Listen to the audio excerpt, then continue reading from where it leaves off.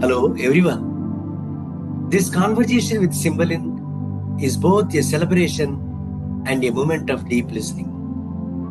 As our teacher and dear friend, Cymbeline has touched our lives and lives of so many in the playback theatre world with her grace, courage, and compassion. Now, living with a terminal illness, Cymbeline continues to live her art, transforming life into story and story into love. Through her presence, we are reminded that every telling, every silence is an act of connection and care. Now we invite Cymbeline to join us for a short conversation to share her reflections, memories, and the light that continues to guide us all. Hello, Cymbeline. It's so good to see you and share this moment together. Yes, Cymbeline, we are really grateful for this time with you. Thank you for being here. Let's begin our conversation. Can you share with us a story from your early life that shaped your sense of creativity and connection with people? I have a very, very early memory of my mum taking me to a music lesson. And I was so young. It's before I started school. I must have been 4 or 3 years old. And there were lots of adults and children, little children, and we were all playing different instruments. And it was just really enjoyable. I really remember it. I can remember sort of the house and the garden. It's a very strong memory from early in my life. And it makes me think about how much my parents invested in my creative life. They really wanted me to have music and art and drama and all of that sort of creative expression. So it's really my mum and my dad who opened up the possibility of a creative life. Another thing that really established my creative life, I would say, from very young, is that my dad always read to us, my brother and I. My mum did too, but my dad absolutely loved reading to us. And so, I spent so many hours with him reading about these amazing worlds that would come alive in my mind, getting involved with characters and stories, following their story, being absorbed, being excited, being involved, with other people's stories and imaginary worlds. So that was a very big, significant kind of early creative influence. How did your journey with playback theatre begin? What inspired you into this way of listening and storytelling? My very first experience with playback theatre was in Western Australia, and I went to a weekend workshop with Perth Playback Theatre when I was 20, 21. And I absolutely loved it to start with, though I do remember feeling very lost when I was trying to perform. But the most powerful part about that weekend is a story that I told, and the rest of the group played it out for me. And that's a story about a very big, kind of terrible experience that I had when I was 8. My brother had a terrible car accident and he had a brain injury. And I told that story. That was the biggest story in my life. That's a story that shaped my life. It shaped who I am. And it will always shape who I am. But what happened when I told the playback story and I saw it being played out by actors, what happened is that it stopped being like the one big story in my life, and it just became like a big story. And I became kind of more outside of that story, able to watch the story. It became a story about my brother rather than the big story that defined who I was. It it just changed my perspective on my life in a very, very, very deep, profound way. And I knew then I really deeply wanted to do playback theatre. And there's a funny part to that story. You know how there's often a synchronicity, some interesting thing that happens with playback theatre. There was a woman who was in that workshop, and I think I might have asked her to play me. She was certainly a performer in that story. And one of the things that my parents did during the years after my brother's car accident was they bought me this beautiful bedspread and like curtains on the bed. And I came home one day and my bedroom was like a fairy tale. It was so beautiful. And must have told that as part of the story. And when I was getting a ride home from this woman, she told me that her brother had had a terrible accident of some kind. Something terrible had happened to him. And her parents had done this exact same thing. They'd bought her this beautiful bedspread and pillows and made her bedroom absolutely beautiful for her. So it was just a very extraordinary and unusual kind of echo between my experience and hers. And so that was another layer to just how how differently I experienced that big story of mine, and my sense of my place in the world in relation to that story. It just shifted in this kind of small but very deep sort of a way. Wonderful. Thank you, Cymbeline. I also very much connect to what you shared. Playback does this kind of magical moments where we connect with someone whom we have first time met. Yeah, that's really beautiful. Yes, Cymbeline, who were the teachers, artists, or experiences that most influenced your artistic and human journey? What a huge thing to think about. When I was very little, I must have been 5 or 6. I went to see a theatre production in Sydney of A Midsummer Night's Dream, a play by Shakespeare. And it's one of Shakespeare's great plays. It's full of fairies and lovers and really wicked, outrageous tricks being played on each other. And I absolutely, oh my God, I loved it so much. And I got terrified as well. I don't remember this part, but my dad tells me that at some point when there were weasels and stoats in the forest and they came out and I was sitting kind of on cushions in the front row. And at some point I just crept up onto my dad's lap. And so I must have been terrified. But I do remember afterwards we were in the foyer and one of these weasels came through carrying one of the other actors, this stoat, on her shoulder. And the other actor was kicking her legs and kind of screaming. And they just brought this little bit of the theatre through the foyer, kind of crept out of the theatre into normal life. So that was a hugely significant, first experience of theatre, and just feeling the excitement, immersive, it was very immersive. And I felt that I was in that forest and I was kind of enchanted in the way that, the characters were in the play. So that was very significant. And then when I went to school, I had the opportunity to do drama. I had a fantastic drama teacher in high school.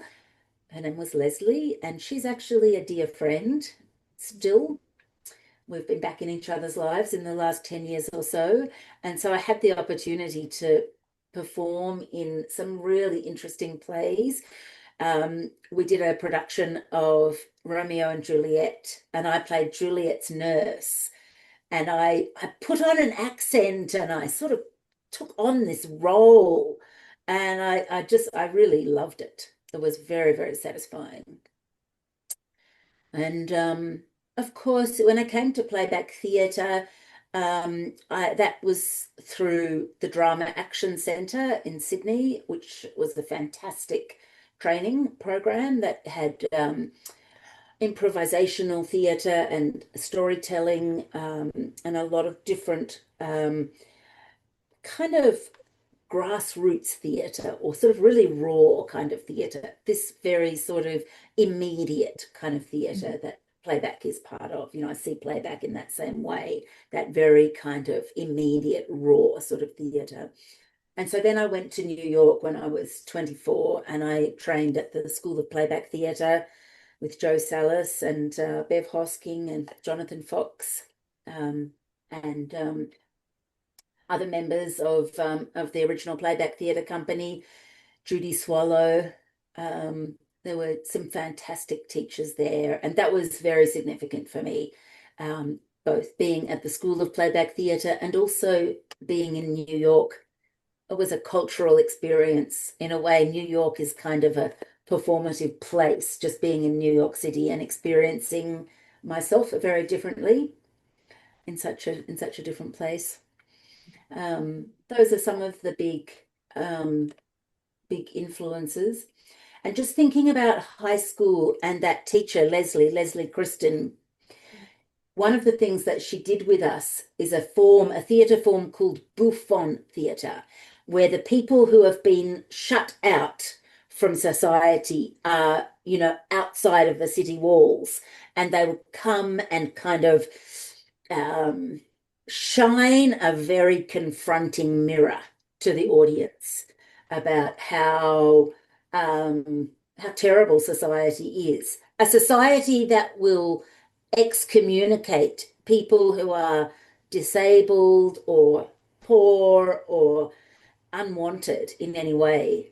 And that bouffon theatre has been a very big influence in my artistic work. So it was very bold. It was very big risk for a teacher to do a theatre form like that with teenagers, to really throw us into this kind of very aggressive sort of theatre. I loved it. I really appreciate the risk that she took. What does playback theatre mean to you at this stage of your life? Has its meaning changed over time? It's changed a lot. And I find playback theatre has been, sometimes it's been at the centre of my artistic practice. For many years, it was really the centre of my artistic practice. And other times it has become more marginal, and then it comes back.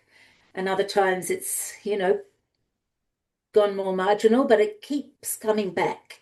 So every time I think, well, I'm not really doing playback theatre these days, suddenly I find I am doing playback theatre. And of course, I'm deeply connected to many wonderful people in the playback theatre community. And so I would say at times it has been kind of my career. I made a career with playback theatre. And at other times it has been more of a tool, like something that I feel can be used to do things with. Like I've used it as a tool to make theatre, for example. And I've also used it as a tool for dialogue. For example, working with collaborators in Sri Lanka, and that started really as using playback theatre for peace building. And over the years, it's expanded. It's still peace building, but it has expanded. So playback theatre is one of multiple theatre forms and other participatory art forms. And I would say now I really see myself as a participatory arts practitioner.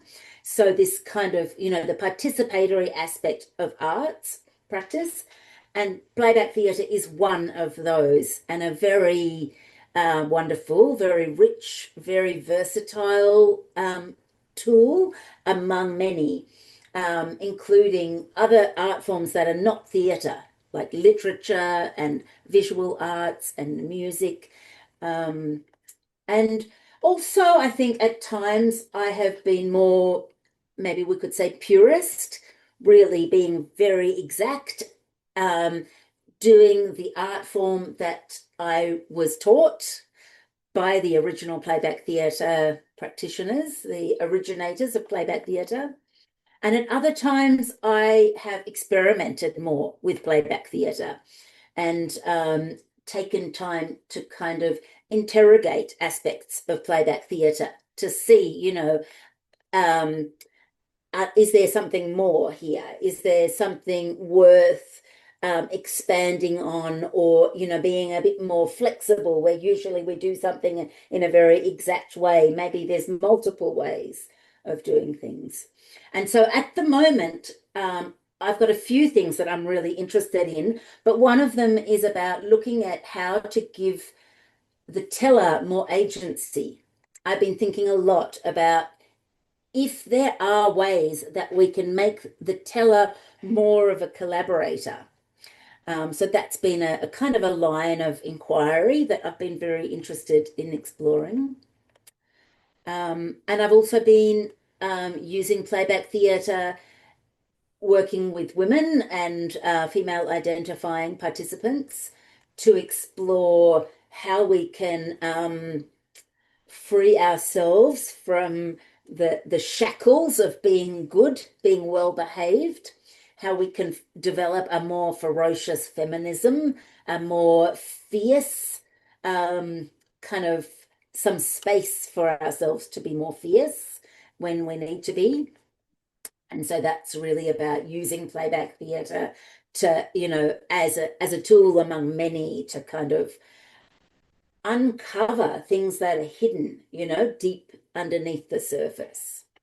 I'm really feeling the warm, like I'm getting too much of energy when I heard the word ferocious feminine theater, because I think the communities what we deal also are the same over here, not having that space, being silenced all the time. Thanks for bringing that point, Cymbeline. Yeah, thank you for that response. That's so good to hear. Yes. So, yeah, you have touched so many through your teaching and presence. What have you learned from your students and communities in return? It's so beautiful to hear you say that. I mean, I've learned so much. I kind of don't know where to start, really. I feel like in my 20s and 30s, I traveled a lot and I worked with people using Playback Theatre in many countries around the world. And I would say I learned about the world. I learned about cultural difference. I learned about how differently people tell stories, what very different kinds of how differently people show themselves or don't. And I would say every time I'm in a situation with students or with participants, I feel that if I can really observe everybody, if I can be available for everybody, that each person in the room is teaching me so much by the way that they receive the provocation I bring, the way that they interact with each other. I mean, it's always an opportunity of learning, every workshop that I facilitate.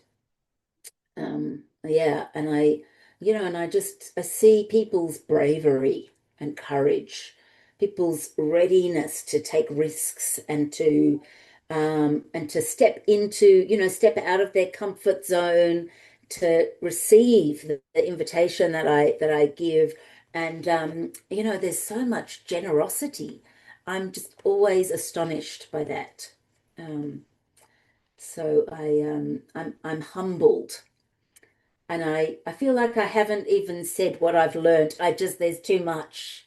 I learn too much all of the time from working with people. But I think more than anything, just thinking about the deepest and the biggest lessons that I have learned from facilitating playback theatre workshops over decades. And I would say that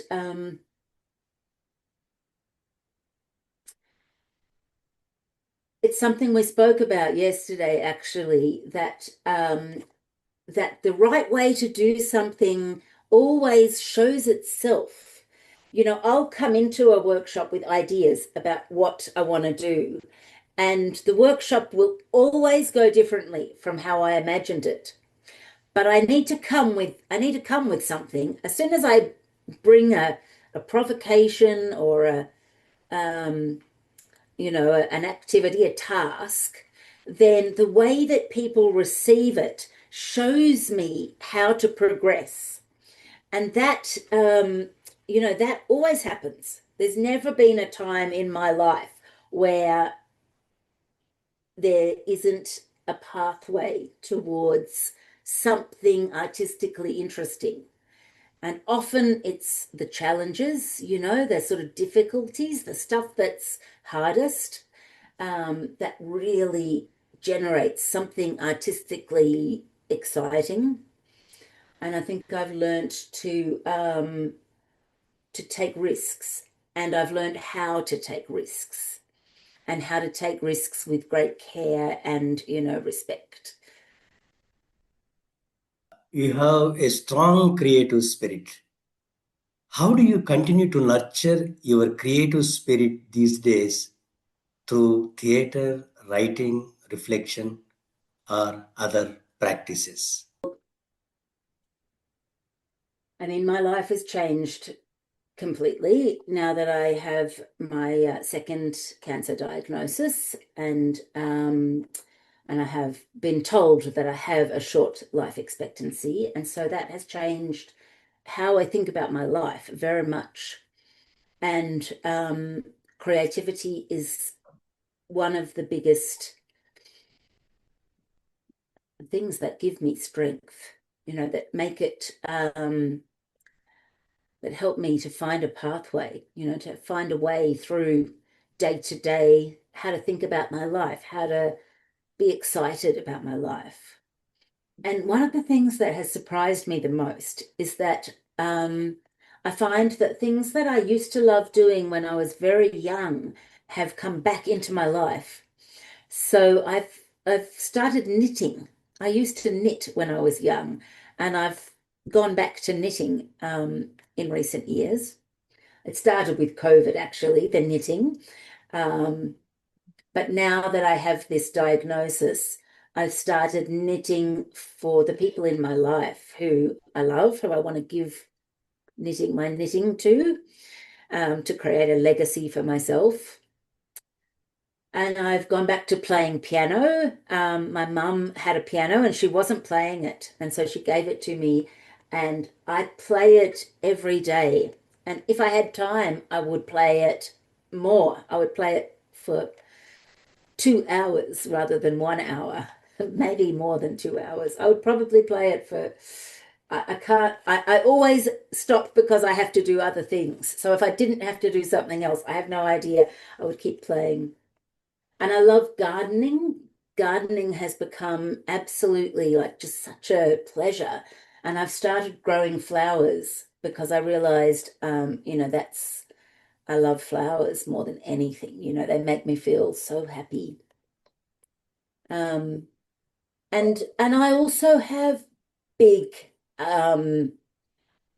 things that I want to do. I'm doing research now. I got a PhD and I'm doing social research, and I want to do one last big piece of research, which is about the most monstrous woman and ferocious feminism.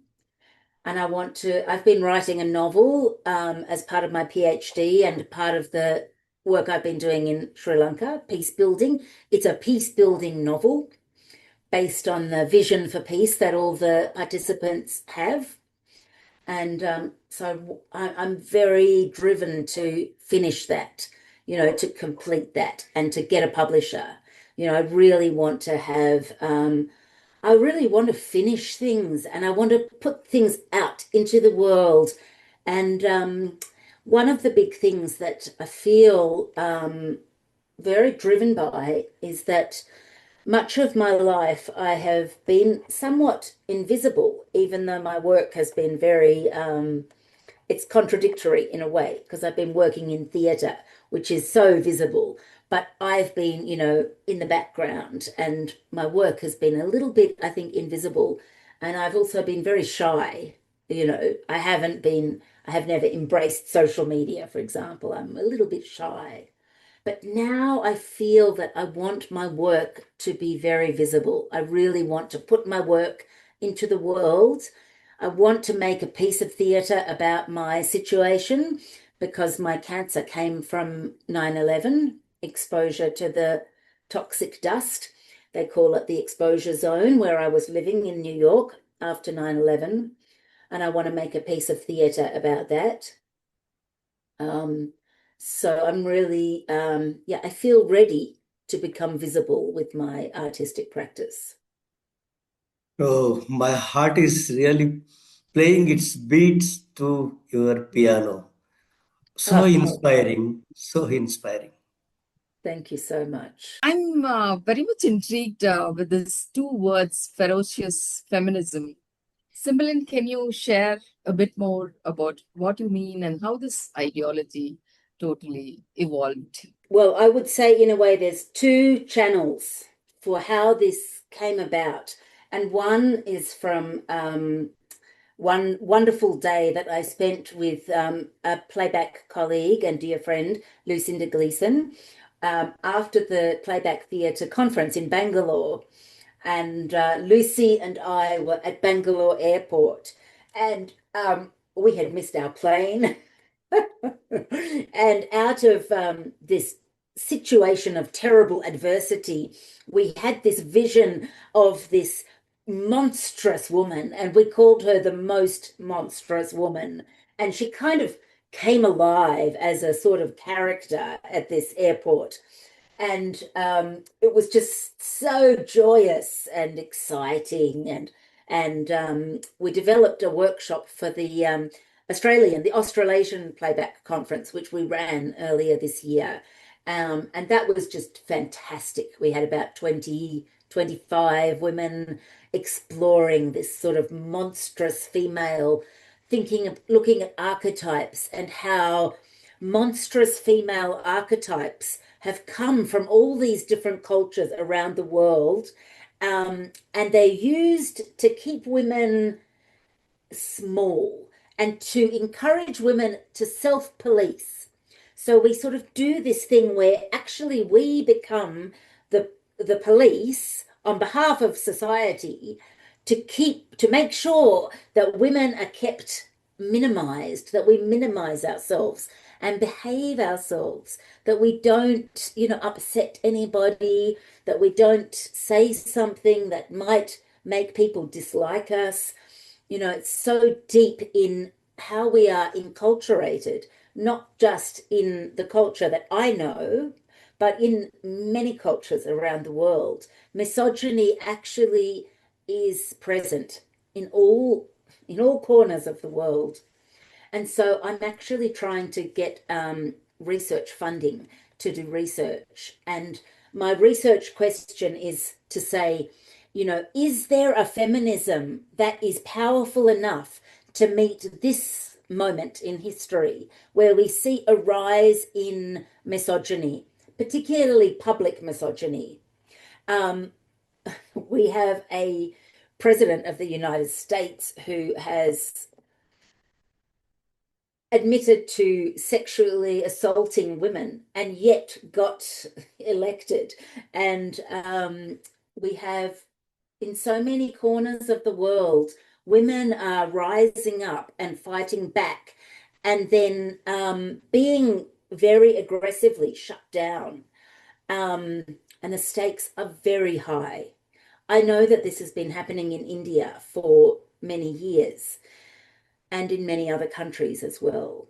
And the time has come. It feels that the time is now to actually push with tremendous kind of energy but with joy, with real joyousness, to really, if we can allow some space for these monstrous female aspects of ourselves to come through, and if we can really be joyous about that, then actually maybe we can push back against this violence against women that we see taking hold. Being the violence against women is traveling at such speed through the internet because of how easy it is for people to congregate and in dark corners of the internet. It's become very easy for people to really enter into a kind of really intense hatred of women, and we've had enough. We have had enough. And the time is now. And it's really the way I want to research is to use arts practice to collaborate with women such as yourself, Sabrina, magnificent, powerful, strong, women who are ready to just sort of dig into ourselves and see what we find. When we look and we see these kind of so these tools, these sort of self-policing mechanisms, they're all for self-protection. And so it's very important. We don't want to throw them away. But what happens if we sort of dig down and find what's underneath and try to find new ways of accommodating aspects of ourselves that have been deemed to be unacceptable? I think it's time for women to be our full selves. We need everybody to be their full selves to meet the crisis of this moment in history. So Wow. that's where I am Wow, with it. that's really ferocious. And I'm right now at this moment, I feel a roar of the sea in my body. Like I just want to expand. Thank you so much for bringing that story. Thank you. Thank you. Thank you for that beautiful response. That's very inspiring. My son's name is Simba. He's a master in performing arts. He just finished. Calling Cymbeline sounds me like it is a call to Simba, call to future generations. The question is, if you could pass on one essence of playback theatre to future generations, what would it be? I feel, I feel so moved by that question and by this conversation. I'm so deeply moved by the connection that we have.